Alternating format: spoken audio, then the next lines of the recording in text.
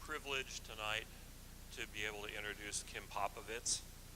She and I worked together at Genentech in the 90s when she was Senior Vice President for Sales and Marketing. I recall her on more than one occasion speaking to a room full of 100 or so senior people from across the company and be able to educate and inspire while always leaving humor as part of the occasion. During her 15 years at Genentech, Kim led the successful launch and commercialization of 14 new therapies. In the early days of genomic health, around 2000, we were lucky to recruit Kim as Chief Operating Officer. She had an enormous amount to do with the company's successful effort to set and defend a fair price for its genomics-based flagship diagnostic test.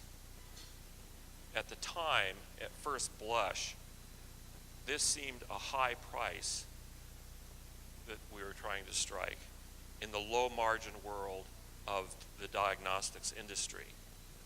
Kim led the charge to convince payers that the price was amply justified based on the value of the test. And successful the company has been subsequently. Genomic Health now has genomics-based tests for 4 cancers, guiding treatment decisions based on patients' individual tumor biology. These tests have been used in more than 800,000 patients and saved more than $3.5 billion healthcare dollars. When Randy Scott decided to step down as the CEO in 2008, Kim was a logical choice to succeed him. The best CEOs have a rare fortitude to be positive when most of us would project despair. They have enormous energy and an ability to focus on the most pressing issues, as well as communicate up, down, and sideways. Kim has all of those attributes. A great to have, but perhaps not necessary, phenotype for a CEO is wit, which Kim has in abundance. Her humor is often involves self-deprecating stories, actually, revealing a truly humble personality. I remember her recounting a visit to her dermatologist who told her there was something suspicious on the bridge of her nose. "Don't worry about that," she said. "That's where the wine glass touches." It's no wonder that Kim inspires great loyalty in her employees. She's mentored a good many of them. She continues to work hard every week, driven by her concern for the welfare of cancer patients. So Kim, look forward to what you're going to say.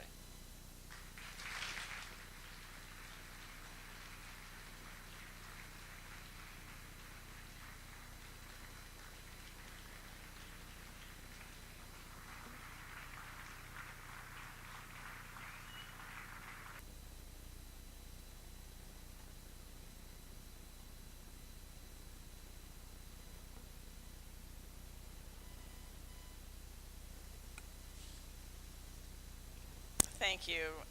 I have a favorite expression, and it's "Toto, we're not in Kansas anymore." I grew up in the Midwest, and that's an expression I've used often in my career and in my life. It's certainly appropriate this evening. Joff, thanks for your kind remarks, and thanks for remembering the one story I probably would have preferred you forget, because I actually was wrong on that diagnosis, so don't take those little marks for granted.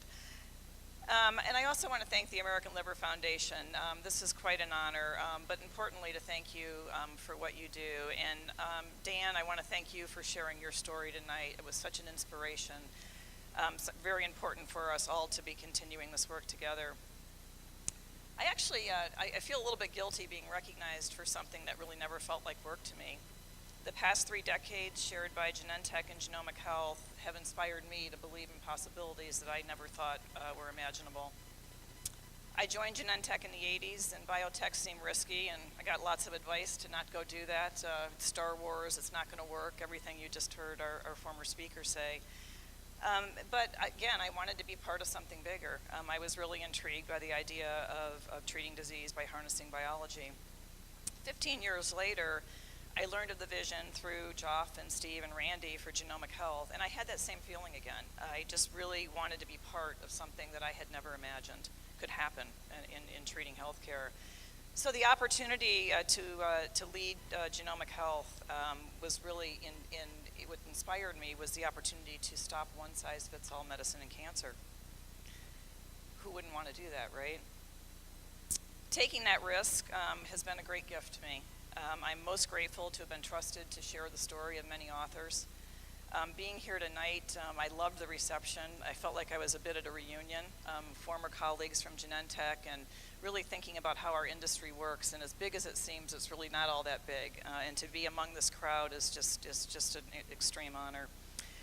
And on that note, I sense it's a crowd that likes data, so I wanted to share a little analogy with everybody tonight. So at the risk of comparing us all to trees, I wanted to leave you with a fun fact that I think reflects the DNA in our audience. Living in Northern California, we all know redwood trees are known for their record-setting height and lifespan. Most astonishing, though, is the fact that their root system is only 6 feet underground. So how do they stand for thousands of years through winds and fires and storms? The answer's in the root systems, which reach out for distances and are intertwined with one another. They literally hold one another up. While I feel, and you've made me feel, hundreds of feet tall tonight, I remain mindful that standing alone, no individual can achieve the greatness of a passionate and dedicated team like mine that's with me tonight. Thank you all for being here.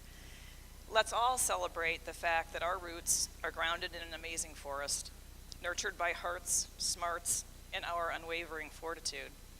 It's filled with visionaries, believing in the unimaginable, dedicated to the patients we serve, and importantly, held up by one another. So again, thank you so much for an incredible honor.